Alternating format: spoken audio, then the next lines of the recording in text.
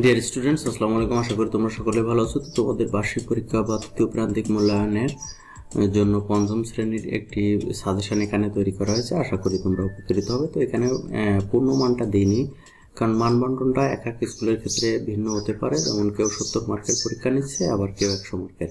তো এখানে দেখো তোমাদের যে প্রশ্ন হতে পারে, তো এখানে ঠিক চিহ্ন এগুলো থাকবে।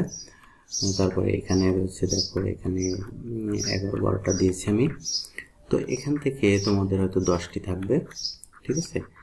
তো এখান থেকে দেখে নিও। তো তারপরে এখানে 12টি দেওয়া হয়েছে। তারপর সংক্ষিপ্ত প্রশ্নের উত্তর থাকবে। এখানে 10টি বা 15টি থাকতে পারে, স্কুল ভেদে বা এক এক এলাকা ভেদে হয়তো আলাদা আলাদা হতে পারে। তো কেমন প্রশ্ন হতে পারে সেটি এখানে দেওয়া হয়েছে। এখান থেকে তোমরা দেখে নিতে পারো, আশা করি উপকৃত হবে। তারপরে দেখো এখানে রয়েছে শূন্যস্থান পূরণ করো। শূন্যস্থানগুলো পূরণ করে দেওয়া হয়েছে। এখানে দেখো এখানে যেটি উত্তর হবে সেটা করে দেওয়া হয়েছে। এখানে হয়তো 5টি বা 10টি থাকতে পারে, ঠিক আছে। তো এখানে দেওয়া হয়েছে। তারপরে যেটা থাকবে তোমাদের বাম পাশের বাক্যাংশের সাথে ডান পাশের বাক্যাংশের মিল করো। এখানে মিলকরণ।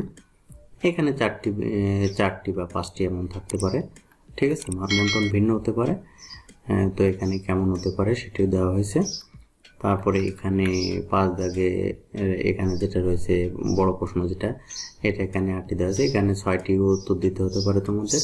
সেক্ষেত্রে এখানে মান বন্টনটা ভিন্ন হতে পারে, ঠিক আছে। তো প্রশ্ন কেমন হতে পারে সে প্রশ্নটি এখানে দেওয়া হয়েছে, যে এমন প্রশ্ন হতে পারে। আশা করি এটা দেখলে তোমরা উপকৃত হবে, ঠিক আছে।